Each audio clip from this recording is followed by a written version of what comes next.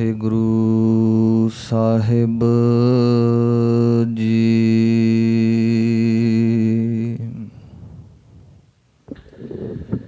ਹਮ sir ਦੀਨ ਦਇਆਲ ਨ ਤੁਮ sir, ਅਬ ਪਤਿਆਰ ਕਿਆ ਕੀਜੈ।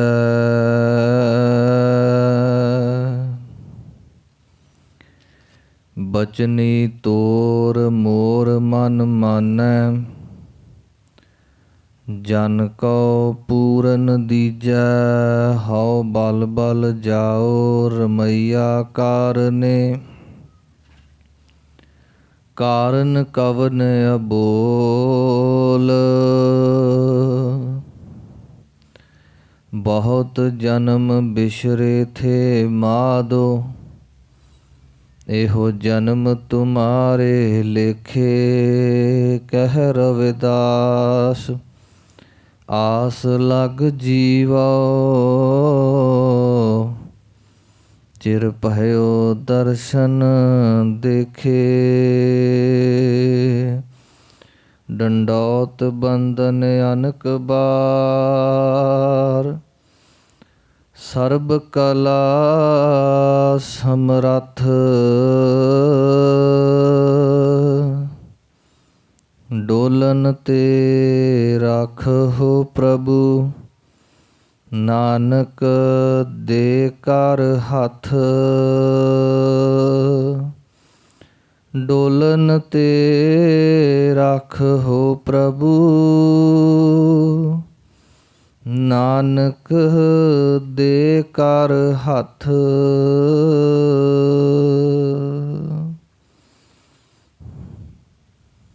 ਸੰਤ ਕਾ ਦੋਖੀ ਬਿਗੜ ਰੂਪ ਹੋਏ ਜਾਏ, ਸੰਤ ਕਾ ਦੋਖੀ ਕੋ ਦਰਗਹ ਮਿਲੈ ਸਜਾਏ। ਸੰਤ ਕਾ ਦੋਖੀ ਬਿਗੜ ਰੂਪ ਹੋਏ ਜਾਏ। ਵਾਹਿਗੁਰੂ ਜੀ ਕਾ ਖਾਲਸਾ, ਵਾਹਿਗੁਰੂ ਜੀ ਕੀ ਫਤਿਹ। ਜੁਗੋ ਜੁਗ ਅਟਲ ਚਵਰ ਛਤਰ ਤਖਤ ਸਿੰਘਾਸਨਾਂ ਦੇ ਮਾਲਕ ਸਾਹਿਬ ਸਤਿਗੁਰੂ ਸ੍ਰੀ ਗੁਰੂ ਗ੍ਰੰਥ ਸਾਹਿਬ ਜੀਓ ਮਹਾਰਾਜ, ਸਤਿਗੁਰਾਂ ਦੇ ਪਾਵਨ ਚਰਨਾਂ ਵਿੱਚ ਜੁੜ ਮਿਲ ਬੈਠੇ ਗੁਰੂ ਰੂਪ ਸਤਿਗੁਰਾਂ ਦਾ ਖਾਸ ਰੂਪ ਸਾਧ ਸੰਗਤ ਜੀਓ, ਵਡਭਾਗੇ ਹਾਂ ਸਤਿਗੁਰੂ ਸੱਚੇ ਪਾਤਸ਼ਾਹ ਜੀ ਨੇ ਇਸ ਸੁਭਾਗ ਭਰਾ ਸਮਾਂ ਬਖਸ਼ਿਸ਼ ਕੀਤਾ ਹੈ। ਪਵਿੱਤਰ ਦੀਵਾਨ ਸਤਿਗੁਰਾਂ ਦੇ ਸਜੇ ਹੋਏ ਹਨ। ਸਜੇ ਹੋਏ ਦੀਵਾਨਾਂ ਅੰਦਰ ਸੋਧਾ ਰਹਿਰਾਸ ਸਾਹਿਬ, ਆਰਤੀ ਆਰਤਾ ਦੇ ਕੀਰਤਨ, ਛੋਟੇ ਛੋਟੇ ਬੱਚਿਆਂ ਨੇ ਕੀਰਤਨ ਵਿੱਚ ਹਾਜ਼ਰੀ ਭਰੀ, ਆਪ ਜੀ ਨੇ ਸ਼ਰਵਣ ਕੀਤੇ। ਚੱਲ ਰਹੀ ਲੜੀਵਾਰ ਕਥਾ ਵਿਚਾਰ ਅਕਾਲੀ ਬਾਬਾ ਫੂਲਾ ਸਿੰਘ ਜੀ ਦੀ 200 ਸਾਲਾ ਸ਼ਹੀਦੀ ਨੂੰ ਸਮਰਪਿਤ ਸ਼੍ਰੀ ਸੁਖਮਣੀ ਸਾਹਿਬ ਦੀ ਵਿਚਾਰ ਪਿਛਲੇ ਦਿਨਾਂ ਤੋਂ ਆਰੰਭ ਕੀਤੀ ਗਈ। ਵਿਚਾਰ ਦੀ ਲੜੀ 13ਵੀਂ ਅਸ਼ਟਪਦੀ ਤੱਕ, ਹੁਣ ਤੱਕ ਆਪਾਂ 13ਵੀਂ ਅਸ਼ਟਪਦੀ ਦੇ 5 ਪਦੇ ਵਿਚਾਰ ਆਏ ਹਾਂ। ਇਸ ਤੋਂ ਅੱਗੇ ਵਿਚਾਰ ਆਰੰਭ ਹੁੰਦੀ ਹੈ। ਸਤਿਗੁਰੂ ਸੱਚੇ ਪਾਤਸ਼ਾਹ ਜੀ ਦੇ ਪਾਵਨ ਦਰਬਾਰ ਵਿੱਚ ਹਾਜ਼ਰੀ ਲਵਾਈਏ। ਸਰੀਰ ਕਰਕੇ ਹਾਜ਼ਰ ਹਾਂ, ਮਨ ਕਰਕੇ ਵੀ ਹਾਜ਼ਰ ਹੋ ਸਕੀਏ। ਸਤਿਗੁਰੂ ਸੱਚੇ ਪਾਤਸ਼ਾਹ ਜੀ ਤੋਂ ਅਸੀਸ ਲਈਏ। ਵਿਚਾਰ ਆਰੰਭ ਕਰੀਏ। ਉਚਾਰਨ ਕਰੋ ਜੀ ਸਤਿਨਾਮ ਸ੍ਰੀ ਵਾਹਿਗੁਰੂ ਸਾਹਿਬ ਜੀ। ਸੰਤ ਕਾ ਦੋਖੀ ਬਿਗੜ ਰੂਪ ਹੋਏ ਜਾਏ। ਹੁਣ ਤੱਕ ਪਿਛਲੇ 5 ਪਦਿਆਂ ਦੇ ਵਿੱਚ ਸੰਤਾਂ ਦੀ ਨਿੰਦਿਆ ਕਰਨ ਵਾਲੇ ਮਨੁੱਖ ਨੂੰ ਜਿਹੜੇ ਦੋਸ਼ ਲੱਗਦੇ ਨੇ, ਉਹਨਾਂ ਦੋਸ਼ਾਂ ਦਾ ਜ਼ਿਕਰ ਕੀਤਾ ਗਿਆ ਕਿ ਕਿਹੋ ਕਿਹੋ ਜਿਹੇ ਪਾਪ, ਕਿਹੋ ਕਿਹੋ ਜਿਹੇ ਜਿਹੜੇ ਦੋਸ਼ ਨੇ ਉਹਨਾਂ ਨਿੰਦਕਾਂ ਨੂੰ ਲੱਗਦੇ ਨੇ, ਕਿਹੋ ਜਿਹੀਆਂ ਸਜ਼ਾਵਾਂ ਉਹਨਾਂ ਨੂੰ ਮਿਲਦੀਆਂ। ਉਹ ਕਿਤੇ ਵੀ ਬਖਸ਼ੇ ਨਹੀਂ ਜਾ ਸਕਦੇ। ਪਰ ਇੱਕ ਹੱਲ ਹੈ, ਜੇ ਸਾਧੂ ਸੰਤ ਕਿਰਪਾ ਦੇ ਘਰ ਵਿੱਚ ਆ ਜਾਣ, ਕਿਰਪਾ ਦ੍ਰਿਸ਼ਟੀ ਨਾਲ ਦੇਖ ਲੈਣ, ਤਾਂ ਜਾ ਕਰਕੇ ਉਹਨਾਂ ਨਿੰਦਕਾਂ ਦਾ ਹੱਲ ਹੈ। ਉਹ ਬਚ ਸਕਦੇ ਨੇ, ਉਹਨਾਂ ਦਾ ਪਾਰ ਉਤਾਰਾ ਹੋ ਸਕਦਾ ਹੈ। ਹੋਰ ਕਿਸੇ ਵੀ ਤਰੀਕੇ ਦੇ ਨਾਲ ਉਹਨਾਂ ਦੇ ਬਚਣ ਦਾ ਕੋਈ ਹੱਲ ਨਹੀਂ। ਸਤਿਗੁਰੂ ਸੱਚੇ ਪਾਤਸ਼ਾਹ ਜੀ ਨੇ ਜਿੱਥੇ ਸਭ ਤੋਂ ਪਹਿਲਾਂ ਸੰਤਾਂ ਦੀ ਮਹਿਮਾ ਕੀਤੀ, ਉੱਥੇ ਸੰਤਾਂ ਦੀ ਨਿੰਦਿਆ ਕਰਨ ਵਾਲੇ ਦੀ ਗੱਲ ਕੀਤੀ। ਨਿੰਦਿਆ ਦਾ ਜਿਹੜਾ ਦੋਖ ਹੈ, ਉਹ ਦੋਖ ਕੀ ਹੈ, ਉਹ ਜ਼ਿਕਰ ਕੀਤਾ ਹੈ। ਅਤੇ ਪਦਿਆਂ ਦੇ ਅਖੀਰਲੇ ਬਚਨ ਜਿਹੜੇ ਆਖਰੀ ਤੁਕ ਦੇ ਵਿੱਚ, ਉਸ ਵਿੱਚ ਸੱਚੇ ਪਾਤਸ਼ਾਹ ਮਹਾਰਾਜ ਜੀ ਨੇ ਇਹ ਹੱਲ ਦੱਸਤਾ ਕਿ ਠੀਕ ਹੈ, ਸੰਤਾਂ ਦੀ ਨਿੰਦਿਆ ਬੜੀ ਮਾੜੀ ਹੈ, ਬੜੇ ਵੱਡੇ ਵੱਡੇ ਪਾਪ ਲੱਗ ਜਾਂਦੇ ਨੇ ਜੋ ਬਖਸ਼ੇ ਨਹੀਂ ਜਾ ਸਕਦੇ। ਪਰ ਜੇ ਸੰਤ ਕਿਰਪਾ ਦੇ ਘਰ ਵਿੱਚ ਹੋਣ, ਸੰਤ ਚਾਹੁਣ, ਤੇ ਇਹੋ ਜਿਹੇ ਪਾਪੀ ਵੀ ਬਖਸ਼ੇ ਜਾ ਸਕਦੇ ਹਨ। ਸੋ 6ਵੇਂ ਪਦੇ ਤੋਂ ਅੱਜ ਦੀ ਵਿਚਾਰ ਆਰੰਭ। ਸੰਤ ਕਾ ਦੋਖੀ ਬਿਗੜ ਰੂਪ ਹੋਏ ਜਾਏ। ਬਿਗੜ ਰੂਪ ਤੋਂ ਭਾਵ ਕਿ ਉਹਦਾ ਜਿਹੜਾ ਚਿਹਰੇ ਦਾ ਜਿਹੜਾ ਰੂਪ ਰੰਗ ਹੈ, ਉਹ ਇੰਨਾ ਕੁ ਭੈੜਾ ਹੋ ਜਾਂਦਾ ਹੈ ਕਿ ਸਮਾਜ ਦੇ ਵਿੱਚੋਂ ਵੀ ਉਹਨੂੰ ਫਟਕਾਰ ਪੈਂਦੀ ਹੈ। ਹੁਣ ਹਰ ਬੰਦਾ ਜੋਤਸ਼ੀ ਨਹੀਂ ਹੁੰਦਾ ਕਿ ਕਿਸੇ ਦੀ ਮਸਤਕ ਦੀ ਰੇਖਾ ਪੜ੍ਹੀ ਜਾ ਸਕੇ, ਪਰ ਵਾਹਿਗੁਰੂ ਵੱਲੋਂ ਕੁਝ ਕੁ ਐਸੇ ਗੁਣ ਹਰ ਇੱਕ ਬੰਦੇ ਦੇ ਵਿੱਚ ਹੁੰਦੇ ਨੇ ਕਿ ਉਹ ਸਾਹਮਣੇ ਆਪਣੇ ਜਿਹੜਾ ਮਨੁੱਖ ਖੜਾ ਹੁੰਦਾ ਹੈ ਉਹਨੂੰ ਜੱਜ ਕਰ ਲੈਂਦਾ, ਜੱਜਮੈਂਟ ਹੁੰਦੀ ਹੈ ਕਿ ਇਹ ਬੰਦਾ ਕਿਸ ਤਰ੍ਹਾਂ ਦਾ ਹੈ। ਜੇ ਸਾਹਮਣੇ ਵਾਲਾ ਕੋਈ ਚੰਗਾ ਗੁਰਮੁਖ ਹੈ ਤੇ ਉਹ ਇੱਕ ਔਰਾ ਹੀ ਐਸਾ ਬਣ ਜਾਂਦਾ ਹੈ ਕਿ ਸਾਡੇ ਹੱਥ ਜੁੜ ਜਾਂਦੇ ਨੇ, ਸਾਡਾ ਮਨ ਨੀਵਾਂ ਹੋ ਜਾਂਦਾ ਹੈ, ਸਾਨੂੰ ਇੰਝ ਮਹਿਸੂਸ ਹੋਣ ਲੱਗ ਜਾਂਦਾ ਹੈ ਕਿ ਇਹਦੇ ਕੋਲੋਂ ਸਾਨੂੰ ਕੁਝ ਪੋਜ਼ਿਟਿਵ ਵੇਵਸ ਆ ਰਹੀਆਂ ਨੇ, ਸਾਨੂੰ ਕੁਝ ਚੰਗਾ ਪ੍ਰਾਪਤ ਹੋ ਰਿਹਾ ਹੈ। ਪਰ ਜੇ ਕੋਈ ਭੱਦਰ ਪੁਰਸ਼, ਕੋਈ ਮਨਮੁਖ ਬਿਰਤੀ ਦਾ ਮਨੁੱਖ ਸਾਨੂੰ ਅਚਨਚੇਤ ਮਿਲ ਜਾਵੇ ਤੇ ਸਾਡਾ ਮਨ ਹੀ ਉਖੜ ਜਾਂਦਾ ਹੈ। ਸਾਨੂੰ ਇੰਝ ਮਹਿਸੂਸ ਹੁੰਦਾ ਹੈ ਕਿ ਅਸੀਂ ਇਹਦੇ ਕੋਲ ਖੜ੍ਹੇ ਕਿਉਂ ਹਾਂ। ਇਸ ਤਰ੍ਹਾਂ ਸਤਿਗੁਰੂ ਜੀ ਦੱਸਦੇ ਨੇ ਕਿ ਉਹ ਐਡਾ ਕੁ ਜ਼ਿਆਦਾ ਬਿਗੜ ਰੂਪ ਹੋ ਜਾਂਦਾ ਹੈ ਕਿ ਸਮਾਜ ਦੇ ਵਿੱਚ ਉਹਨੂੰ ਕੋਈ ਵੀ ਟਿਕਾਣਾ ਨਹੀਂ ਮਿਲਦਾ, ਕੋਈ ਵੀ ਸਹਾਰਾ ਨਹੀਂ ਮਿਲਦਾ। ਇਸ ਨੂੰ ਸੌਖਿਆਂ ਸਮਝਣ ਵਾਸਤੇ ਆਪਣੇ ਪਰਿਵਾਰ, ਰਿਸ਼ਤੇਦਾਰ, ਸਖੇ ਸੰਬੰਧੀਆਂ ਦੇ ਆਪਾਂ ਮਿਲਦੇ ਗਿਲਦੇ ਜਾਂਦੇ ਹਾਂ ਸਭਨਾਂ ਦੇ। ਕਈ ਵਾਰ ਕਈ ਘਰਾਂ ਵਿੱਚ ਜਿੱਥੇ ਸਤਿਗੁਰੂ ਦੀ ਕਿਰਪਾ ਹੈ, ਬਾਣੀ ਪੜ੍ਹੀ ਜਾਂਦੀ ਹੈ, ਹਰ ਵੇਲੇ ਵਾਹਿਗੁਰੂ ਦਾ ਸਿਮਰਨ ਹੁੰਦਾ ਹੈ, ਰੱਬ ਦੀਆਂ ਗੱਲਾਂ ਹੁੰਦੀਆਂ ਨੇ, ਉੱਥੇ ਬਰਕਤਾਂ ਨੇ, ਉੱਥੇ ਬਹਿਣ ਨੂੰ ਜੀ ਕਰਦਾ ਹੈ, ਕੁਝ ਪਲ ਰੁਕਣ ਨੂੰ ਜੀ ਕਰਦਾ ਹੈ। ਪਰ ਕੁਝ ਘਰ ਐਸੇ ਨੇ ਜਿਨ੍ਹਾਂ ਬਾਬਤ ਸਤਿਗੁਰੂ ਸੱਚੇ ਪਾਤਸ਼ਾਹ ਜੀ ਗੁਰਬਾਣੀ ਵਿੱਚ ਕਹਿੰਦੇ ਨੇ ਕਿ ਜਿਨ ਹਰ ਹਿਰਦੈ ਨਾਮ ਨਾ ਬਸਿਓ ਤਿਨ ਮਾਤ ਕੀਜੈ ਹਰ ਬਾਂਝਾ। ਉਹ ਕਹਿੰਦੇ ਜਿਨ੍ਹਾਂ ਹਿਰਦਿਆਂ ਦੇ ਵਿੱਚ ਵਾਹਿਗੁਰੂ ਦਾ ਨਾਮ ਹੀ ਨਹੀਂ ਵਸਿਆ। ਜਾਂ ਇਸੇ ਤਰ੍ਹਾਂ ਪ੍ਰਤੱਖ ਘਰਾਂ ਦੀ ਗੱਲ ਵੀ ਸਤਿਗੁਰੂ ਸੱਚੇ ਪਾਤਸ਼ਾਹ ਜੀ ਨੇ ਕੀਤੀ। ਮਹਾਰਾਜ ਜੀ ਕਹਿੰਦੇ ਭੂਤ ਬਸਹਿ ਤੇ ਠਾਏ। ਜਿਨ੍ਹਾਂ ਘਰਾਂ ਦੇ ਵਿੱਚ ਵਾਹਿਗੁਰੂ ਦਾ ਨਾਮ ਨਹੀਂ, ਕਿਤੇ ਸੁਭਾਵਕ ਆਪਾਂ ਐਸਿਆਂ ਘਰਾਂ ਦੇ ਵਿੱਚ ਵੀ ਚਲੇ ਜਾਂਦੇ ਹਾਂ, ਉੱਥੇ 2 ਪਲ ਵੀ ਖੜ੍ਹਨ ਨੂੰ ਜੀ ਨਹੀਂ ਕਰਦਾ, ਮਨ ਕਹਿੰਦਾ ਛੇਤੀ ਇੱਥੋਂ ਬਾਹਰ ਚਾ, ਮੈਨੂੰ ਕੁੱਟਣ ਮਹਿਸੂਸ ਹੋ ਰਹੀ ਹੈ। ਅਸਲ ਵਿੱਚ ਉਹ ਐਸੇ ਨਿੰਦਕ ਤੇ ਦੁਸ਼ਟ ਇਸ ਤਰ੍ਹਾਂ ਦੇ ਬੱਜਰ ਪਾਪ ਉਹਨਾਂ ਨੇ ਕਮਾਏ ਹੁੰਦੇ ਨੇ ਕਿ ਉਹਨਾਂ ਪਾਪਾਂ ਦੀ ਜਿਹੜੀ ਬਦਬੂ ਹੈ ਉਹਨਾਂ ਦੇ ਬੋਡੀ ਦੇ ਵਿੱਚੋਂ, ਉਹਨਾਂ ਦੇ ਆਲੇ ਦੁਆਲੇ ਦੇ ਵਿੱਚੋਂ ਵੀ ਆਮ ਜਨ ਨੂੰ ਮਹਿਸੂਸ ਹੋਣ ਲੱਗ ਜਾਂਦੀ ਹੈ। ਇਸ ਕਰਕੇ ਸਤਿਗੁਰੂ ਜੀ ਨੇ ਸ਼ਬਦ ਵਰਤਿਆ ਬਿਗੜ ਰੂਪ। ਸੰਤਾਂ ਦੀ ਨਿੰਦਿਆ ਕਰਨ ਵਾਲਾ ਜਿਹੜਾ ਹੈ ਉਹ ਬਿਗੜ ਰੂਪ, ਉਹਦਾ ਸਾਰਾ ਰੂਪ ਰੰਗ ਵਿਗੜ ਜਾਂਦਾ ਹੈ। ਸੰਤ ਕੇ ਦੋਖੀ ਕਾ ਦਰਗਹ ਮਿਲੈ ਸਜਾਏ। ਤੇ ਸੰਤਾਂ ਦੀ ਨਿੰਦਿਆ ਕਰਨ ਦਾ ਜਿਹੜਾ ਦੋਖ ਹੈ, ਉਸ ਦੋਸ਼ੀ ਨੂੰ, ਉਸ ਨਿੰਦਕ ਨੂੰ ਇਹ ਮਿਲਦਾ ਹੈ। ਮਹਾਰਾਜ ਜੀ ਕਹਿੰਦੇ ਉਹਨੂੰ ਦਰਗਾਹ ਦੇ ਵਿੱਚ ਸਜ਼ਾ ਮਿਲਦੀ ਹੈ। ਦਰਗਾਹ ਦੇ ਵਿੱਚ ਲੇਖਾ ਸਭਨਾਂ ਦਾ ਹੋਣਾ ਹੈ। ਚਿੱਤਰ ਗੁਪਤ ਜਬ ਲੇਖਾ ਮੰਗੈ ਤਬ ਕੌਣ ਪੜਦਾ ਤੇਰਾ ਢੱਕ ਹੈ। ਲੇਖਾ ਸਭਨਾਂ ਦਾ ਹੋਣਾ ਹੈ, ਪਰ ਲੇਖੇ ਅਨੁਸਾਰ ਜਿਹੜਾ ਹਿਸਾਬ ਕਿਤਾਬ ਹੋਣਾ ਹੈ, ਕਿੰਨੇ ਪੁੰਨ ਕਰਮ ਹੈ, ਕਿੰਨੇ ਪਾਪ ਕਰਮ ਹੈ, ਉਸ ਹਿਸਾਬ ਨਾਲ ਸਜ਼ਾ ਮਿਲਣੀ ਹੈ। ਪਰ ਇਹਨਾਂ ਦੀ ਸਜ਼ਾ ਤਾਂ ਬਿਲਕੁਲ ਤੈਅ ਹੈ। ਸਤਿਗੁਰੂ ਸੱਚੇ ਪਾਤਸ਼ਾਹ ਜੀ ਕਹਿੰਦੇ ਫਿਰ ਇਸ ਤਰ੍ਹਾਂ ਦੇ ਜਿਹੜੇ ਨਿੰਦਕ ਨੇ, ਪਾਪੀ ਕਰਮ ਕਮਾਵੰਦੇ ਕਰਦੇ ਹਾਏ ਹਾਏ। ਨਾਨਕ ਜਿਉ ਮਥਨ ਮਾਧਾਣੀਆਂ ਤਿਉ ਮਥੇ ਧਰਮ ਰਾਏ। ਇਉਂ ਫਿਰ ਉਸ ਦਰਗਾਹ ਦੇ ਵਿੱਚ ਇਹਨਾਂ ਨੂੰ ਸਜ਼ਾ ਮਿਲਦੀ ਹੈ। ਸੰਤ ਕਾ ਦੋਖੀ ਸਦਾ ਸਹਿਕਾਈਐ। ਸੰਤਾਂ ਦੀ ਨਿੰਦਿਆ ਕਰਨ ਵਾਲਾ ਜਿਹੜਾ ਨਿੰਦਕ ਹੈ ਉਹਨੂੰ ਦੋਸ਼ੀ ਕਿਹਾ ਹੈ, ਵੱਡਾ ਹਤਿਆਰਾ ਕਿਹਾ ਹੈ, ਸਦਾ ਸਹਿਕਾਈਐ। ਕਹਿਣ ਲੱਗੇ ਉਹਨੂੰ ਕਦੇ ਸੁੱਖ ਦੀ ਪ੍ਰਾਪਤੀ ਨਹੀਂ ਹੁੰਦੀ, ਕਦੇ ਉਹਨੂੰ ਖੁਸ਼ੀ ਨਹੀਂ ਹੁੰਦੀ, ਉਹ ਤਾਂ ਸਦਾ ਹੀ ਸਹਿਕਦਾ ਰਹਿੰਦਾ ਹੈ। ਜਿਸ ਤਰ੍ਹਾਂ ਕਿਸੇ ਨੂੰ ਬੱਜਰ ਰੋਗ ਲੱਗ ਜਾਵੇ, ਵੱਡਾ ਰੋਗ ਲੱਗ ਜਾਵੇ, ਜਿਹਨੂੰ ਪੱਕਾ ਰੋਗ ਵੀ ਗੁਰਬਾਣੀ ਵਿੱਚ ਕਿਹਾ ਹੈ, ਤੇ ਉਹ ਹਮੇਸ਼ਾ ਵਿਰਲਾਪ ਕਰਦਾ ਰਹਿੰਦਾ ਹੈ, ਦੁਖੀ ਹੁੰਦਾ ਰਹਿੰਦਾ ਹੈ, ਬਿਮਾਰੀ ਤੋਂ ਛੁਟਕਾਰਾ ਮਿਲਦਾ ਨਹੀਂ ਤੇ ਹਮੇਸ਼ਾ ਸਹਿਕਦਾ ਰਹਿੰਦਾ ਹੈ। ਕਹਿਣ ਲੱਗੇ ਇਹਨਾਂ ਪਾਪਾਂ ਦੀ ਸਜ਼ਾ ਇਹਨਾਂ ਨਿੰਦਕਾਂ ਨੂੰ ਇਹ ਮਿਲਦੀ ਹੈ ਕਿ ਉਹ ਸਦਾ ਸਹਿਕਦੇ ਹੀ ਰਹਿੰਦੇ ਹਨ। ਸੰਤ ਕਾ ਦੁਖੀ ਨਾ ਮਰੈ ਨਾ ਜੀਵਾਈਐ। ਇਸ ਤਰ੍ਹਾਂ ਦੀ ਹਾਲਾਤ ਬਣ ਜਾਂਦੀ ਹੈ ਸੰਤਾਂ ਦੀ ਨਿੰਦਿਆ ਕਰਨ ਵਾਲੇ ਪੁਰਸ਼ ਨੂੰ, ਨਿੰਦਕ ਨੂੰ, ਕਿ ਉਹ ਨਾ ਮਰਿਆਂ ਦੇ ਵਿੱਚ ਹੈ ਤੇ ਨਾ ਜਿਉਂਦਿਆਂ ਦੇ ਵਿੱਚ ਹੈ। ਬੜੇ ਐਸੇ ਸਰੀਰ ਜਿਹੜੇ ਨੇ ਉਹ ਵੇਖੇ ਨੇ, ਤੁਸੀਂ ਵੀ ਆਪਣੇ ਜੀਵਨ ਕਾਲ ਦੇ ਵਿੱਚ ਵੇਖੇ ਹੋਣਗੇ ਕਿ ਬੰਦਾ ਸਾਹ ਚੱਲ ਰਹੇ ਨੇ ਪਰ ਸਰੀਰ ਦੀ ਕੋਈ ਵੀ ਬਾਡੀ ਜਿਹੜੀ ਉਹ ਹਰਕਤ ਵਿੱਚ ਨਹੀਂ, ਕੋਈ ਵੀ ਅੰਗ ਜਿਹੜਾ ਉਹ ਕੰਮ ਨਹੀਂ ਕਰ ਰਿਹਾ। ਇਹ ਅਸਲ ਵਿੱਚ ਦੋਸ਼ ਹੈ ਨਿੰਦਿਆ ਕਰਨ ਦਾ। ਆਪਾਂ ਕਿਸੇ ਨੂੰ ਇਹ ਸਰਟੀਫਿਕੇਟ ਨਹੀਂ ਦੇ ਸਕਦੇ ਕਿ ਫਲਾਣੇ ਨੇ ਆਹ ਪਾਪ ਕੀਤਾ ਜਾਂ ਉਹ ਕੀਤਾ। ਅਸਲ ਵਿੱਚ ਉਹਨਾਂ ਦੇ ਅੰਤਰ ਆਤਮੇ ਦੇ ਵਿੱਚ ਉਹਨਾਂ ਨੂੰ ਹੀ ਪਤਾ ਹੁੰਦਾ ਹੈ ਕਿ ਮੈਂ ਕਿਹੜੇ ਪਾਪ ਕਮਾਏ ਨੇ, ਮੈਂ ਕੀ ਕੀਤਾ, ਉਹਦੀ ਸਜ਼ਾ ਉਹਨੂੰ ਮਿਲਦੀ ਹੈ।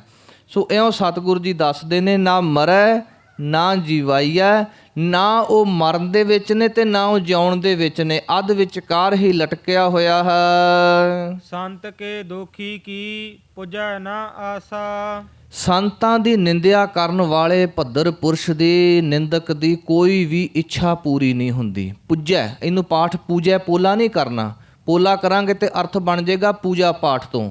ਇੱਥੇ ਪਾਠ ਕਰਨਾ ਪੁੱਜੈ, ਭਾਵ ਪੂਰੀ ਨਹੀਂ ਹੁੰਦੀ।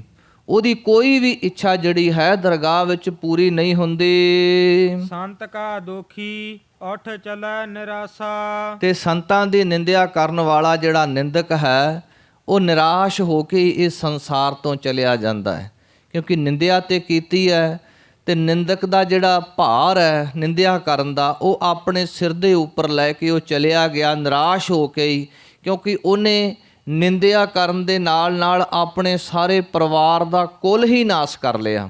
ਨਿੰਦਕ ਕੀ ਜੜ ਕਤਹੂ ਨਾਹੀਂ, ਮਾਰੇ ਕਹਿੰਦੇ ਕਿਤੇ ਵੀ ਟਿਕਾਣਾ ਨਹੀਂ ਮਿਲਦਾ, ਕਿਤੇ ਵੀ ਜੜ ਨਹੀਂ ਲੱਗਣੀ, ਉਹਦੀਆਂ ਤੇ ਕੁਲਾਂ ਨਾਸ਼ ਹੋ ਜਾਂਦੀਆਂ ਹੈ। ਸੰਤ ਕਾ ਦੁਖ ਨਾ ਤ੍ਰਿਸਟਾ ਕੋਏ। ਸਤਿਗੁਰੂ ਸੱਚੇ ਪਾਤਸ਼ਾਹ ਜੀ ਕਹਿਣ ਲੱਗੇ ਇਹ ਦੋਸ਼ ਉਹਨੂੰ ਲੱਗਦਾ ਹੈ, ਉਹਨੂੰ ਕਿਤੇ ਵੀ ਟਿਕਾਣਾ ਨਹੀਂ ਮਿਲਦਾ, ਕਿਤੇ ਵੀ ਸਥਿਤੀ ਨਹੀਂ ਮਿਲਦੀ, ਕਿਤੇ ਵੀ ਅਸਥਿਰ ਨਹੀਂ ਹੁੰਦਾ, ਉਹ ਭਟਕਦਾ ਹੀ ਰਹਿੰਦਾ ਹੈ। ਜੈਸਾ ਭਾਵੈ ਤੈਸਾ ਕੋਈ ਹੋਏ। ਸਤਿਗੁਰੂ ਸੱਚੇ ਪਾਤਸ਼ਾਹ ਜੀ ਕਹਿਣ ਲੱਗੇ ਭਾਵੇਂ ਕੋਈ ਰਾਜਾ ਹੋਵੇ, ਭਾਵੇਂ ਕੋਈ ਗਰੀਬ ਹੋਵੇ, ਭਾਵੇਂ ਅਮੀਰ ਹੋਵੇ, ਕਿਸੇ ਵੀ ਤਰ੍ਹਾਂ ਦਾ ਮਨੁੱਖ ਹੋਵੇ, ਪਰ ਜੇ ਉਹਨੇ ਨਿੰਦਿਆ ਕੀਤੀ ਹੈ ਤੇ ਨਿੰਦਿਆ ਦਾ ਫਲ ਉਹਨੂੰ ਅਵਸ਼ ਹੀ ਮਿਲੇਗਾ।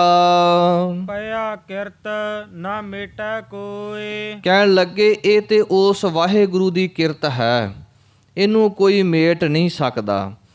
ਆਪਾਂ ਪਿੱਛੇ ਵੀ ਇਹ ਵਿਚਾਰ ਕਰਕੇ ਆਏ ਹਾਂ 11ਵੀਂ ਅਸ਼ਟਪਦੀ ਦੇ ਵਿੱਚ, ਜਿੱਥੇ ਅਕਾਲ ਪੁਰਖ ਵਾਹਿਗੁਰੂ ਨੇ ਸਾਰੀ ਸ੍ਰਿਸ਼ਟੀ ਮਨਮੁਖ ਤੇ ਗੁਰਮੁਖ ਦੀ ਗੱਲ ਕੀਤੀ ਹੈ। ਉੱਥੇ ਵੀ ਸੱਚੇ ਪਾਤਸ਼ਾਹ ਜੀ ਕਹਿਣ ਲੱਗੇ ਇਹ ਵਾਹਿਗੁਰੂ ਦੀ ਖੇਡ ਹੈ, ਮਨਮੁਖ ਵੀ ਉਸੇ ਨੇ ਪੈਦਾ ਕੀਤੇ ਨੇ, ਗੁਰਮੁਖ ਵੀ ਉਸੇ ਨੇ ਪੈਦਾ ਕੀਤੇ ਨੇ। ਜਪਜੀ ਸਾਹਿਬ ਦੇ ਵਿੱਚ ਵੀ ਆਪਾਂ ਪੜ੍ਹਦੇ ਹਾਂ ਸੰਖ ਜਪ, ਸੰਖ ਭਾਉ, ਅਸੰਖ ਪੂਜਾ, ਸੰਖ ਤਪ ਤਾਓ, ਅਸੰਖ ਗ੍ਰੰਥ ਮੁਖ ਵੇਦ ਪਾਠ, ਅਸੰਖ ਜੋਗ ਮਨ ਰਹਿ ਹੈ ਉਦਾਸ। ਦੂਜੀ ਪੌੜੀ ਦੇ ਵਿੱਚ ਅਸੰਖ ਮੂਰਖ ਅੰਧ ਘੋਰ, ਅਸੰਖ ਚੋਰ ਹਰਾਮ ਖੋਰ, ਸੰਖ ਅਮਰ ਕਰ ਜਾਹੇ ਜੋਰ। ਇਹ ਸਭ ਵਾਹਿਗੁਰੂ ਦੀ ਖੇਡ ਹੈ, ਵਾਹਿਗੁਰੂ ਨੇ ਆਪ ਹੀ ਪੈਦਾ ਕੀਤੇ ਹਨ। ਨਾਨਕ ਜਾਣੈ ਸੱਚਾ ਸੋਏ। ਤੇ ਇਸ ਖੇਡ ਨੂੰ ਕੇਵਲ ਇੱਕ ਉਹ ਮਾਲਕ ਅਕਾਲ ਪੁਰਖ ਵਾਹਿਗੁਰੂ ਹੀ ਜਾਣਦਾ ਹੈ। ਸਭ ਘਟ ਤਿਸਕੇ ਉਹ ਕਰਨਾ ਹਾਰ। ਸਭ ਘਟ, ਜਿੰਨੇ ਵੀ ਸਰੀਰ ਨੇ, ਭਾਵੇਂ ਮਨੁੱਖ ਨੇ, ਪਸ਼ੂ ਨੇ, ਪੰਛੀ ਨੇ, ਪਰਿੰਦੇ ਨੇ, ਇਹ ਸਾਰੇ ਉਸ ਵਾਹਿਗੁਰੂ ਦੇ ਬਣਾਏ ਹੋਏ ਨੇ। ਸਭ ਮੈਂ ਜੋਤ ਜੋਤ ਹੈ ਸੋਏ ਤਿਸ ਦਾ ਚਾਨਣ, ਸਭ ਮੈਂ ਚਾਨਣ ਹੋਏ ਗੁਰ ਸਾਖੀ ਜੋਤ ਪ੍ਰਗਟ ਹੋਏ। ਇਹਨਾਂ ਵਿੱਚੋਂ ਜਿਹੜਾ ਕੋਈ ਤੇਜ ਤਪ ਵਾਲਾ ਨਿਕਲਦਾ ਹੈ ਉਹ ਕੋਈ ਵਿਰਲਾ ਹੈ, ਉਹ ਗੁਰੂ ਦੀ ਕਿਰਪਾ ਦੇ ਨਾਲ ਉਹ ਜੋਤ ਪ੍ਰਗਟ ਹੁੰਦੀ ਹੈ। ਜੋਤ ਸਾਰਿਆਂ ਦੇ ਵਿੱਚ ਹੈ, ਜਿਸ ਤਰ੍ਹਾਂ ਪਾਤਸ਼ਾਹ ਜੀ ਕਹਿੰਦੇ ਸਭ ਮੈਂ ਜੋਤ ਜੋਤ ਹੈ ਸੋਏ। ਸੋਏ ਦਾ ਮਤਲਬ ਉਸ ਅਕਾਲ ਪੁਰਖ ਵਾਹਿਗੁਰੂ ਦੀ ਗੁਰ ਸਾਖੀ ਜੋਤ ਪ੍ਰਗਟ ਹੋਏ। ਗੁਰੂ ਦੀ ਕਿਰਪਾ ਦੇ ਨਾਲ ਹੀ ਇਹ ਜੋਤ ਪ੍ਰਗਟ ਹੁੰਦੀ ਹੈ। ਸਾਰੇ ਸਰੀਰਾਂ ਦੇ ਵਿੱਚ, ਜਾਂ ਦੂਸਰਾ ਅਰਥ ਇਹ ਵੀ ਕੀਤਾ ਜਾਂਦਾ ਹੈ ਕਿ ਘਟ ਘਟ ਕੇ ਅੰਤਰ ਕੀ ਜਾਣਤ, ਭਲੇ ਬੁਰੇ ਕੀ ਪੀਰ ਪਛਾਨਤ। ਉਹ ਸਾਰੇ ਸਰੀਰਾਂ ਦੀ, ਭਲੇ ਪੁਰਸ਼ਾਂ ਦੀ, ਚੰਗੇ ਪੁਰਸ਼ਾਂ ਦੀ, ਸਭ ਕੁਝ ਚੰਗਾ ਮਾੜਾ ਸਭ ਕੁਝ ਜਾਣਦਾ ਹੈ। ਉਹ ਦੁਨੀਆ ਦੇ ਕੋਨੇ-ਕੋਨੇ ਤੇ ਖੰਡਾਂ ਬ੍ਰਹਿਮੰਡਾਂ ਦੇ ਵਿੱਚ, ਆਕਾਸ਼ ਪਤਾਲ ਦੇ ਵਿੱਚ, ਹਰ ਇੱਕ ਜਗ੍ਹਾ ਤੇ ਪਰਮਾਤਮਾ ਆਪ ਰਮਿਆ ਹੋਇਆ ਹੈ ਤੇ ਸਾਰੀ ਸ੍ਰਿਸ਼ਟੀ ਨੂੰ ਸਾਜਣ ਵਾਲਾ ਵੀ ਆਪ ਹੀ ਹੈ। ਸਦਾ ਸਦਾ ਤਿਸ ਕੋ ਨਮਸਕਾਰ। ਇਸ ਕਰਕੇ ਸਤਿਗੁਰੂ ਸੱਚੇ ਪਾਤਸ਼ਾਹ ਜੀ ਕਹਿੰਦੇ ਉਸ ਅਕਾਲ ਪੁਰਖ ਵਾਹਿਗੁਰੂ ਨੂੰ ਹਮੇਸ਼ਾ ਨਮਸਕਾਰ ਹੀ ਕਰਨੀ ਬਣਦੀ ਹੈ। ਨਮਸਤਵੰ ਅਕਾਲੇ, ਨਮਸਤਵੰ ਕਿਰਪਾਲੇ, ਨਮਸਤੰ ਅਰੂਪੇ, ਨਮਸਤੰ ਅਨੂਪੇ। ਹੇ ਉਪਮਾ ਤੋਂ ਰਹਿਤ, ਹੇ ਰੂਪ ਤੋਂ ਰਹਿਤ, ਤੈਨੂੰ ਨਮਸਕਾਰ ਹੈ। ਪ੍ਰਭ ਕੀ ਉਸਤਤ ਕਰਹੁ ਦਿਨ ਰਾਤ। ਇਉਂ ਸਤਿਗੁਰੂ ਸੱਚੇ ਪਾਤਸ਼ਾਹ ਜੀ ਕਹਿਣ ਲੱਗੇ, ਐਸੇ ਅਕਾਲ ਪੁਰਖ ਵਾਹਿਗੁਰੂ ਜੀ ਦੀ ਉਸਤਤ ਵਡਿਆਈ ਦਿਨ ਰਾਤ ਕਰੋ। ਹੁਣ ਦੇਖੋ ਪੰਜਵੇਂ ਪਦੇ ਦੇ ਵਿੱਚ ਸੱਚੇ ਪਾਤਸ਼ਾਹ ਮਹਾਰਾਜ ਜੀ ਨੇ ਜ਼ਿਕਰ ਕੀਤਾ ਸੰਤ ਦੀ ਨਿੰਦਿਆ ਕਰਨ ਵਾਲੇ ਪੁਰਸ਼ ਦਾ। ਇਸੇ ਤਰ੍ਹਾਂ ਅੱਗੇ ਚੱਲ ਕੇ ਹੁਣ ਉਸ ਅਕਾਲ ਪੁਰਖ ਵਾਹਿਗੁਰੂ ਦੀ ਬੇਅੰਤਤਾ ਨੂੰ ਬਿਆਨ ਕਰ ਰਹੇ ਨੇ ਕਿ ਇਹ ਸਾਰਾ ਜਿਹੜਾ ਪਸਾਰਾ ਹੈ ਉਸ ਅਕਾਲ ਪੁਰਖ ਵਾਹਿਗੁਰੂ ਦਾ ਹੀ ਹੈ। ਇਸ ਕਰਕੇ ਉਸ ਵਾਹਿਗੁਰੂ ਦੀ ਉਸਤਤ ਹੀ ਕਰੋ ਦਿਨ ਰਾਤ। ਤਿਸ ਹੈ ਧਿਆਵਹੁ ਸਾਸ ਗਿਰਾਸ। ਇਸ ਕਰਕੇ ਉਸ ਅਕਾਲ ਪੁਰਖ ਵਾਹਿਗੁਰੂ ਨੂੰ ਸਾਸ ਗਰਾਸ, ਰੋਟੀ ਖਾਂਦਿਆਂ ਜੋ ਬੁਰਕੀ ਆਪਣੇ ਮੂੰਹ ਦੇ ਵਿੱਚ ਜਾਂਦੀ ਹੈ, ਉਸ ਬੁਰਕੀ ਦੇ ਨਾਲ ਵੀ ਉਸ ਵਾਹਿਗੁਰੂ ਦਾ ਨਾਮ ਜਪੋ। ਸਭ ਕਛ ਵਰਤੈ ਤਿਸ ਕਾ ਕੀਆ। ਜੋ ਵੀ ਪਸਾਰਾ ਆਪਾਂ ਸੰਸਾਰ ਦੇ ਵਿੱਚ ਵੇਖ ਰਹੇ ਹਾਂ ਉਸ ਵਾਹਿਗੁਰੂ ਦਾ ਹੀ ਕੀਤਾ ਹੋਇਆ ਹੈ। ਜੈਸਾ ਕਰੇ ਤੈਸਾ ਕੋ ਥੀਆ। ਜਿਸ ਤਰ੍ਹਾਂ ਦਾ ਵੀ ਉਹ ਚਾਹਵੇ ਅਕਾਲ ਪੁਰਖ ਵਾਹਿਗੁਰੂ, ਉਸੇ ਤਰ੍ਹਾਂ ਹੀ ਇਹ ਸੰਸਾਰ ਦੀ ਬਣਤਰ ਸਾਰੀ ਖੇਡ ਬਣਦੀ ਹੈ। ਆਪਣਾ ਖੇਲ ਆਪ ਕਰਨਾ ਹਾਰ। ਤੇ ਇਹ ਸਾਰਾ ਖੇਡ ਉਸ ਅਕਾਲ ਪੁਰਖ ਵਾਹਿਗੁਰੂ ਜੀ ਦਾ ਹੀ ਹੈ। ਚੰਗਿਆਈਆ ਬੁਰਿਆਈਆ ਵਾਚੈ ਧਰਮ ਹਦੂਰ, ਕਰਮੀ ਆਪੋ ਆਪਣੀ ਕੇ ਨੇੜੇ ਕੇ ਦੂਰ। ਜਿਨੀ ਨਾਮ ਤੇ ਆਇਆ ਗਏ ਮਸਕਤ ਘਾਲ, ਨਾਨਕ ਤੇ ਮੁਖ ਉਜਲੇ ਕੇਤੀ ਛੁੱਟੀ ਨਾਲ। ਦਿਵਸ ਰਾਤ ਦੋਏ ਦਾਈ ਦਾਇਆ, ਖੇਲੈ ਸਗਲ ਜਗਤ। ਇਹ ਵਾਹਿਗੁਰੂ ਦਾ ਪਸਾਰਾ ਹੈ। ਆਪਣਾ ਖੇਲ ਆਪ ਹੀ ਕਰਨ ਵਾਲਾ ਹੈ, ਆਪ ਹੀ ਵੇਖਣ ਵਾਲਾ ਹੈ। ਦੂਸਰ ਕੌਣ ਕਹੈ ਵਿਚਾਰ। ਤੇ ਇਸ ਵਾਹਿਗੁਰੂ ਦੀ ਖੇਡ ਨੂੰ ਕੋਈ ਦੂਸਰਾ ਹੋਰ ਕਿਵੇਂ ਕਹਿ ਸਕਦਾ ਹੈ। ਜਿਸਨੋ ਕਿਰਪਾ ਕਰੈ ਤਿਸ ਆਪਨ ਨਾਮ ਦੇ। ਜਿਸ ਉੱਪਰ ਵਾਹਿਗੁਰੂ ਜੀ ਕਿਰਪਾ ਕਰਦੇ ਨੇ ਉਹਨਾਂ ਨੂੰ ਆਪਣੀ ਨਾਮ ਦੀ ਬਰਕਤ ਦੇ ਦਿੰਦੇ ਹਨ।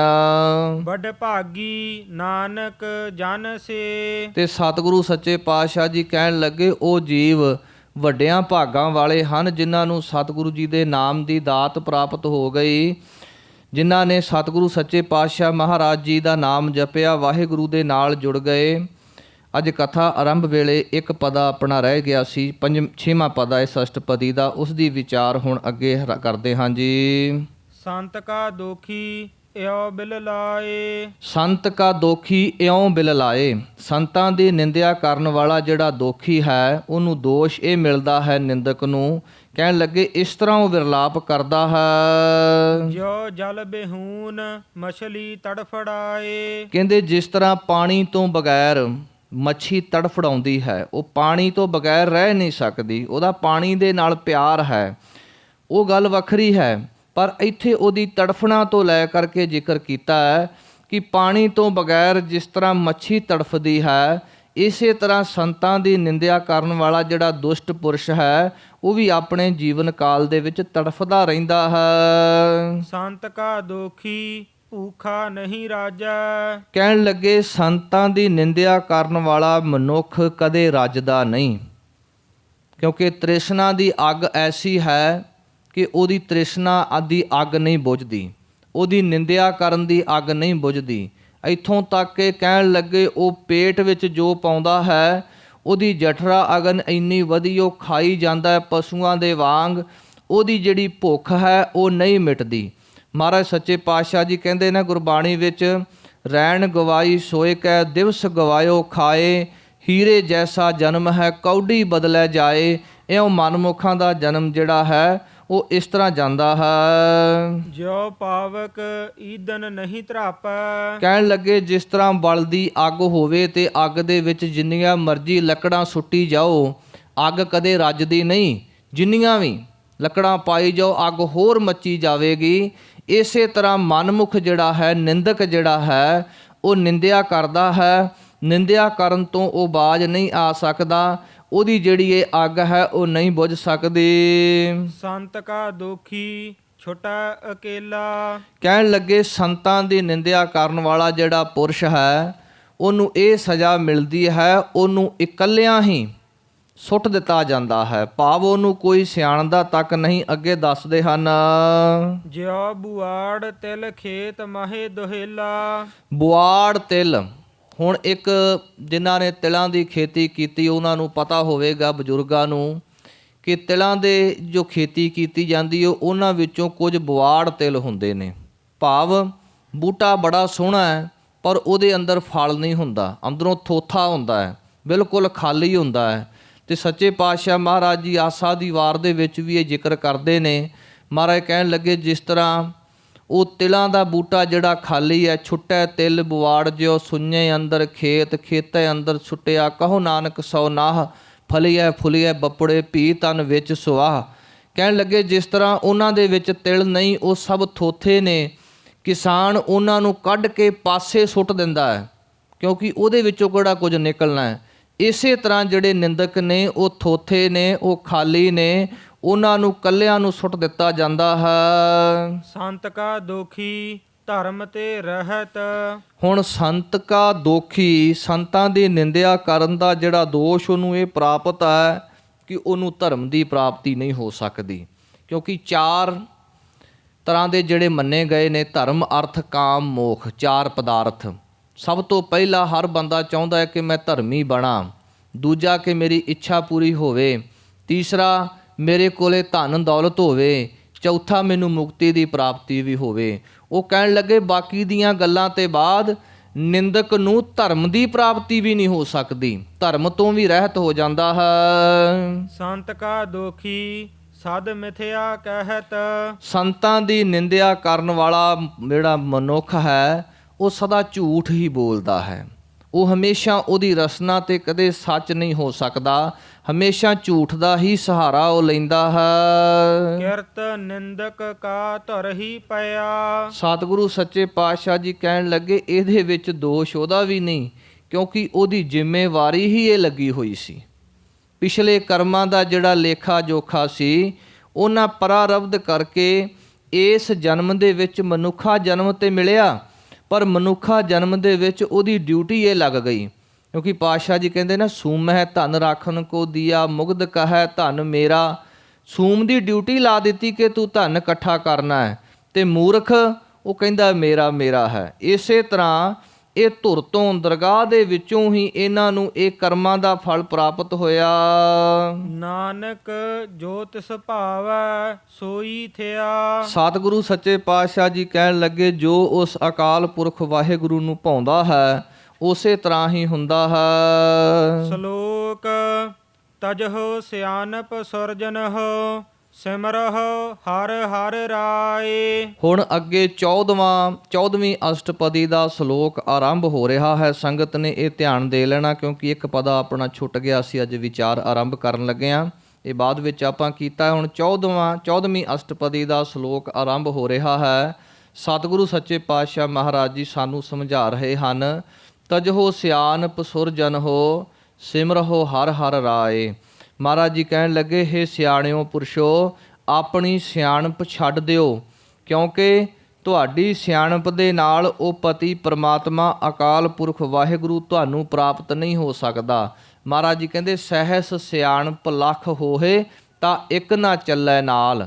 ਇੱਕ ਵੀ ਸਿਆਣਪ ਲੱਖ ਸਿਆਣਪਾਂ ਕੰਮ ਨਾ ਆਵਈ। ਉਸ ਦਰਗਾਹ ਦੇ ਵਿੱਚ ਸਿਆਣਪ ਨਹੀਂ, ਉੱਥੇ ਤੇ ਨਿਮਰਤਾ ਦੇ ਸਹਿਤ ਵਾਹਿਗੁਰੂ ਦੇ ਚਰਨਾਂ ਵਿੱਚ ਕੀਤੀ ਹੋਈ ਅਰਦਾਸ ਹੀ ਪ੍ਰਵਾਨ ਹੁੰਦੀ ਹੈ। ਇਸ ਕਰਕੇ ਗੁਰੂ ਜੀ ਕਹਿੰਦੇ ਨੇ ਸਿਆਣਪਾਂ ਛੱਡ ਦਿਓ ਤੇ ਵਾਹਿਗੁਰੂ ਦਾ ਸਿਮਰਨ ਕਰੋ। ਏਕ ਆਸ ਹਰ ਮਨ ਰੱਖੋ ਨਾਨਕ ਦੁਖ ਭਰਮ ਭਉ ਜਾਏ। ਕੇਵਲ ਇੱਕ ਅਕਾਲ ਪੁਰਖ ਵਾਹਿਗੁਰੂ ਦੀ ਟੇਕ ਓਟ ਆਸਰਾ ਆਪਣੇ ਮਨ ਵਿੱਚ ਰੱਖੀਏ ਤੇ ਕਹਿਣ ਲੱਗੇ ਜਿੰਨਾ ਵੀ ਭਰਮ ਭੁਲੇਖੇ ਹਨ, ਦੁੱਖ ਰੋਗ ਹਨ, ਸਭ ਦੂਰ ਹੋ ਜਾਂਦੇ ਹਨ। ਅਸ਼ਟਪਦੀ ਮਾਨਖ ਕੀ ਟੇਕ ਬ੍ਰਿਥੀ ਸਭ ਜਾਨ। ਸਤਿਗੁਰੂ ਸੱਚੇ ਪਾਤਸ਼ਾਹ ਜੀ ਸਾਨੂੰ ਸਮਝਾਉਂਦੇ ਨੇ, ਸੁਖਮਨੀ ਸਾਹਿਬ ਦੇ ਵਿੱਚ ਹੀ ਕਈ ਵਾਰ ਜ਼ਿਕਰ ਆ ਚੁੱਕਿਆ ਹੈ ਕਿ ਇਸ ਮਨੁੱਖ ਦੇ ਹੱਥ ਕੁਝ ਵੀ ਨਹੀਂ ਹੈ, ਕਰਨ ਵਾਲਾ ਪਿਤਾ ਅਕਾਲ ਪੁਰਖ ਵਾਹਿਗੁਰੂ ਆਪ ਹੈ। ਇੱਥੇ ਹੁਣ ਸਪਸ਼ਟ ਰੂਪ ਦੇ ਵਿੱਚ ਸਮਝਾ ਰਹੇ ਨੇ ਕਿ ਮਨੁੱਖ ਦੇ ਹੱਥ ਵਿੱਚ ਕੁਛ ਹੀ ਨਹੀਂ। ਮਾਨੁਖ ਕੀ ਟੇਕ ਬ੍ਰਿਥੀ ਸਭ ਜਾਨ। ਮਨੁੱਖ ਦਾ ਜਿਹੜਾ ਆਸਰਾ ਤੱਕਣਾ ਹੈ ਉਹ ਬਿਰਥਾ ਹੈ। ਦੇਵਨ ਕੋ ਏਕੈ ਭਗਵਾਨ। ਦੇਣ ਵਾਲਾ ਕੇਵਲ ਇੱਕ ਅਕਾਲ ਪੁਰਖ ਵਾਹਿਗੁਰੂ ਹੈ। ਕਦੀ ਬੰਦਾ ਕਿਸੇ ਨੂੰ ਰਜਾ ਨਹੀਂ ਸਕਦਾ, ਕੁਝ ਦੇ ਨਹੀਂ ਸਕਦਾ, ਨਾ ਕੁਝ ਖੋ ਸਕਦਾ ਹੈ, ਕਿਉਂਕਿ ਜੇ ਦਾਤਾ ਬਖਸ਼ਿੰਦ ਨਾਲ ਹੈ। ਜਾਮ ਗੁਰੂ ਹੋਏ ਵੱਲ ਧਨ ਹੈ ਕਿਆ ਗਾਰਵ ਦੀਜੈ ਹੈ। ਜਾਮ ਗੁਰੂ ਹੋਏ ਵੱਲ ਲੱਖ ਬਾਹੇ ਕਿਆ ਕੀਜੈ।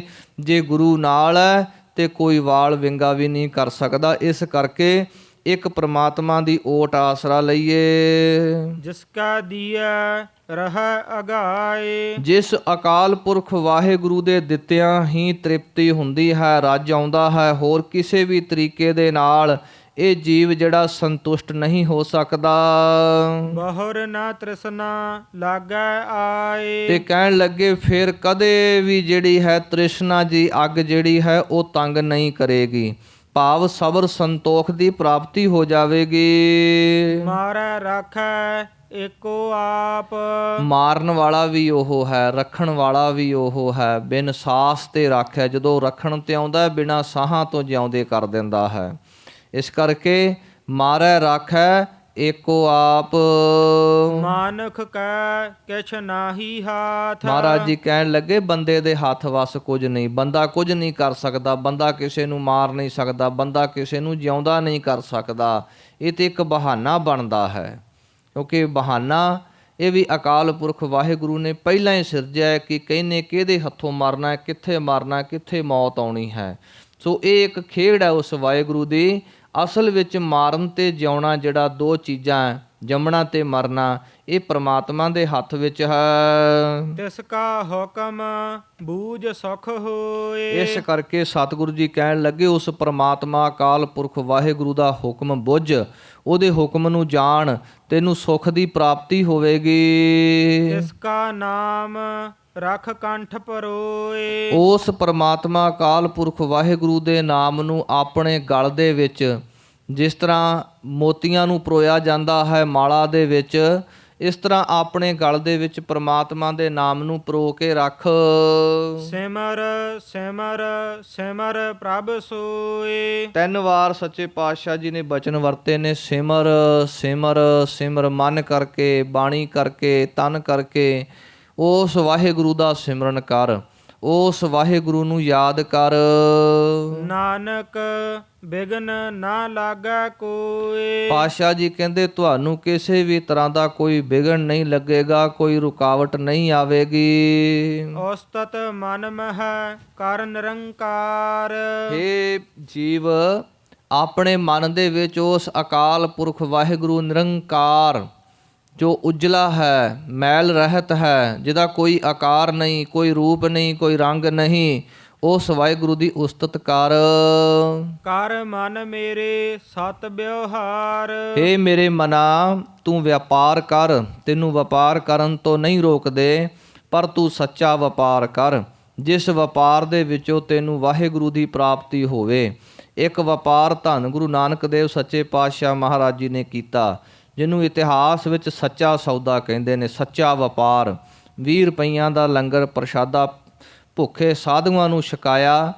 ਉਸ ਤੋਂ ਅੱਗੇ ਸਿੱਖ ਇਤਿਹਾਸ ਦੇ ਵਿੱਚ ਆਪਾਂ ਲੰਗਰ ਦਾ ਜ਼ਿਕਰ ਕਰੀਏ, ਅੱਜ ਪੂਰੀ ਦੁਨੀਆ ਦੇ ਵਿੱਚ ਸਿੱਖ ਧਰਮ ਵੱਲੋਂ ਚਲਾਏ ਹੋਏ ਲੰਗਰਾਂ ਦਾ ਜ਼ਿਕਰ ਚੱਲਦਾ ਹੈ। ਬੇਸ਼ੱਕ ਸਾਡੀ ਕਮਿਊਨਿਟੀ ਇਹਨੂੰ ਕਈ ਪਾਸਿਆਂ ਤੋਂ ਨੈਗੇਟਿਵ ਪੱਖ ਦੇ ਵਿੱਚ ਵੀ ਲੈ ਕੇ ਪ੍ਰਚਾਰਦੇ ਨੇ, ਪਰ ਜੋ ਦੁਨੀਆ ਦੇ ਵਿੱਚ ਗੱਲ ਚੱਲਦੀ ਹੈ ਕਿ ਇੱਕੋ ਇੱਕ ਐਸੀ ਕਮਿਊਨਿਟੀ ਹੈ ਜੋ ਬਿਲਕੁਲ ਫ੍ਰੀ ਦੇ ਵਿੱਚ ਫੂਡ ਵੰਡਦੀ ਹੈ ਅਤੇ ਕਦੀ ਉਹਨਾਂ ਨੂੰ ਘਾਟਾ ਨਹੀਂ ਪੈਂਦਾ। ਇਹ ਅਸਲ ਵਿੱਚ ਗੁਰੂ ਨਾਨਕ ਸਾਹਿਬ ਸੱਚੇ ਪਾਤਸ਼ਾਹ ਦਾ ਉਹ ਕੀਤਾ ਹੋਇਆ ਸੱਚਾ ਵਪਾਰ ਹੀ ਹੈ ਜੋ ਹਮੇਸ਼ਾ ਫਲਦਾ ਹੈ। ਇਹੋ ਹੀ ਸੱਚੇ ਪਾਤਸ਼ਾਹ ਸਾਨੂੰ ਉਪਦੇਸ਼ ਦੇ ਰਹੇ ਨੇ ਕਿ ਮੇਰੇ ਮਨਾ ਤੂੰ ਸੱਚਾ ਵਪਾਰ ਕਰ। ਨਿਰਮਲ ਰਸਨਾ ਅੰਮ੍ਰਿਤ ਪੀਓ। ਹੇ ਮੇਰੀ ਰਸਨਾ, ਤੂੰ ਇਸ ਰਸਨਾ ਦੇ ਨਾਲ ਵਾਹਿਗੁਰੂ ਦੇ ਨਾਮ ਰਸ ਨੂੰ ਪੀ। ਦੁਨੀਆ ਦੇ ਰਸ ਕਸ ਛੱਡ ਦੇ। ਸਦਾ ਸੁਹੇਲਾ ਕਰ ਲੇਹ ਜੀਓ। ਤੇ ਆਪਣੇ ਇਸ ਜੀਓ ਨੂੰ, ਆਤਮਾ ਨੂੰ, ਅੰਤঃਕਰਨ ਨੂੰ ਸੁਹੇਲਾ ਸੁਖੀ ਕਰ ਲੈ। ਨਨਹੁ ਪੇਖ ਠਾਕੁਰ ਕਾ ਰੰਗ। ਇਹਨਾਂ ਅੱਖਾਂ ਦੇ ਨਾਲ ਉਸ ਅਕਾਲ ਪੁਰਖ ਵਾਹਿਗੁਰੂ ਦੇ ਰੰਗਾਂ ਨੂੰ ਦੇਖ। ਉਸ ਵਾਹਿਗੁਰੂ ਦੀ ਬਣਾਈ ਹੋਈ ਕੁਦਰਤ ਨੂੰ ਵੇਖ। ਉਸ ਵਾਹਿਗੁਰੂ ਦੀਆਂ ਵਡਿਆਈਆਂ ਨੂੰ ਦੇਖ।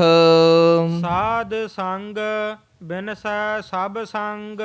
ਤੇ ਕਹਿਣ ਲੱਗੇ ਜੇ ਸਾਧੂਆਂ ਦਾ ਸੰਗ ਕਰੇਗਾ ਤੇ ਇਹਦੇ ਨਾਲ ਜਿਹੜਾ ਵਿਕਾਰਾਂ ਦਾ ਸੰਗ ਹੈ ਉਹ ਸਾਰਾ ਨਾਸ ਹੋ ਜਾਏਗਾ। ਕਾਮ, ਕ੍ਰੋਧ, ਲੋਭ, ਮੋਹ, ਹੰਕਾਰ, ਸ਼ਬਦ, ਸਪਰਸ਼, ਰੂਪ, ਰਸ, ਗੰਧ ਜਿਹੜੇ ਦੋਸ਼ ਨੇ ਇਹ ਸਾਰੇ ਦੂਰ ਹੋ ਜਾਣਗੇ। ਚਰਨ ਚਲੋ ਮਾਰਗ ਗੋਬਿੰਦ। ਹੇ ਮੇਰੇ ਮਨਾ, ਇਹਨਾਂ ਚਰਨਾਂ ਦੇ ਨਾਲ ਗੋ ਦਾ ਨਾਮ ਹੈ ਪਾਲਣ ਵਾਲਾ। ਧਰਤੀ ਨੂੰ ਪਾਲਣ ਵਾਲਾ ਜਿਹੜਾ ਗੋਬਿੰਦ ਹੈ ਉਹਦੇ ਰਾਹ ਤੇ ਚੱਲ, ਭਾਵ ਰੱਬ ਦੇ ਰਾਹ ਤੇ ਚੱਲ। ਮਿਟਹਿ ਪਾਪ ਜਪੀਐ ਹਰ ਬਿੰਦ। ਹਰ ਇੱਕ ਪਲ, ਹਰ ਇੱਕ ਛਿਨ ਉਸ ਵਾਹਿਗੁਰੂ ਦੇ ਨਾਮ ਨੂੰ ਜਪ ਜਿਹੜਾ ਕਰੋੜਾਂ ਹੀ ਪਾਪ ਨੂੰ ਕੱਟਣ ਵਾਲਾ ਹੈ। ਕਰ ਹਰ ਕਰਮ ਸ਼ਰਵਨ ਹਰ ਕਥਾ। ਹੇ ਮੇਰੇ ਮਨਾ, ਕਰ ਹਰ ਕਰਮ, ਹੱਥਾਂ ਨਾਲ ਤੂੰ ਕੰਮ ਕਰ, ਕਾਰ ਵਿਹਾਰ ਕਰ, ਪਰ ਕੰਨਾਂ ਨਾਲ ਉਸ ਵਾਹਿਗੁਰੂ ਦੀ ਕਥਾ ਨੂੰ ਸੁਣ, ਵਾਹਿਗੁਰੂ ਦੀ ਵਡਿਆਈ ਨੂੰ ਸੁਣ। ਹਰ ਦਰਗਹ ਨਾਨਕ ਉਜਲ ਮਥਾ। ਇਉਂ ਸਤਿਗੁਰੂ ਸੱਚੇ ਪਾਤਸ਼ਾਹ ਜੀ ਕਹਿਣ ਲੱਗੇ ਉਸ ਦਰਗਾਹ ਦੇ ਵਿੱਚ ਤੇਰਾ ਜਿਹੜਾ ਮੱਥਾ ਹੈ ਉਜਲਾ ਹੋਵੇਗਾ। ਕਿਉਂਕਿ ਲੇਖ ਜਿਹੜੇ ਲਿਖੇ ਹੋਏ ਗੱਲ ਹੈ ਉਹ ਮੱਥੇ ਦਾ ਜ਼ਿਕਰ ਆਉਂਦਾ। ਲੇਖ ਨਾ ਮਿਟਈ ਹੈ ਸਖੀ ਜੋ ਲਿਖਿਆ ਕਰਤਾਰ। ਇਸ ਮੱਥੇ ਦੇ ਉੱਪਰ ਜਿਹੜੇ ਲੇਖ ਲਿਖੇ ਗਏ ਉਹ ਕਹਿੰਦੇ ਮਿਟ ਨਹੀਂ ਸਕਦੇ। ਇਸ ਕਰਕੇ ਸੱਚੇ ਪਾਤਸ਼ਾਹ ਜੀ ਕਹਿੰਦੇ ਮੁਖ ਉਜਲ ਦਰਬਾਰ, ਉਸ ਵਾਹਿਗੁਰੂ ਦੇ ਦਰਬਾਰ ਦੇ ਵਿੱਚ ਤੂੰ ਆਪਣਾ ਮੁਖ ਉਜਲਾ ਲੈ ਕੇ ਜਾਵੇਂਗਾ। ਭਾਵ ਤੈਨੂੰ ਕਿਸੇ ਨੇ ਓਏ ਨਹੀਂ ਕਹਿਣਾ। ਨਾਨਕ ਤੇ ਮੁਖ ਉਜਲੇ ਕੇਤੀ ਛੁੱਟੀ ਨਾਲ। ਜਿਨ੍ਹਾਂ ਨੇ ਵਾਹਿਗੁਰੂ ਦਾ ਨਾਮ ਜਪਿਆ ਪਤਾ ਹੀ ਨਹੀਂ ਕਿੰਨੇ ਕੁ ਉਹਨਾਂ ਦੇ ਨਾਲ ਹੋਰ ਇਸ ਭੌਜਲ ਤੋਂ ਪਾਰ ਹੋ ਗਏ। ਉਹ ਪਾਰ ਉਤਾਰਾ ਹੋ ਗਿਆ। ਇੱਥੋਂ ਤੱਕ ਕਥਾ ਵਿਚਾਰ ਕਰਦੇ ਹਾਂ। ਏਕ ਨਹੀਂ ਅਨੇਕਾਂ ਭੁੱਲਾਂ ਗਲਤੀਆਂ ਹੋ ਜਾਂਦੀਆਂ ਹਨ। ਗੁਰੂ ਕੀ ਸੰਗਤ, ਗੁਰੂ ਮਹਾਰਾਜ ਬਖਸ਼ਣਯੋਗ ਹਨ। ਕਿਰਪਾ ਕਰਕੇ ਬਖਸ਼ ਦੇਣਾ ਜੀ। ਅਗਾਹ ਤੋਂ ਸਮਤ ਬਖਸ਼ਣੀ। ਸ੍ਰੇਸ਼ਟ ਮਤ ਬੁੱਧ ਅਨੁਸਾਰ ਕਥਾ ਵਿਚਾਰ ਕਰ ਸਕੀਏ। ਭੁੱਲਣ ਅੰਦਰ ਸਭ ਕੋ ਅਭੁੱਲ ਗੁਰੂ ਕਰਤਾਰ। ਦੇਹੋ ਸੱਜਣ ਅਸੀਸੜੀਆਂ ਜਿਉ ਹੋਵੈ ਸਾਹਿਬ ਸਿਉ ਮੇਲ। ਆਖਰੀ ਦੋ ਪੰਕਤੀਆਂ ਪੜ੍ਹ ਕੇ ਸਮਾਪਤੀ ਹੈ ਜੀ। ਕਰ ਹਰ ਕਰਮ ਸ਼ਰਵਨ ਹਰ ਕਥਾ। ਹਰ ਦਰਗਹ ਨਾਨਕ ਉਜਲ ਮਥਾ। ਵਾਹਿਗੁਰੂ ਜੀ ਕਾ ਖਾਲਸਾ, ਵਾਹਿਗੁਰੂ ਜੀ ਕੀ ਫਤਿਹ।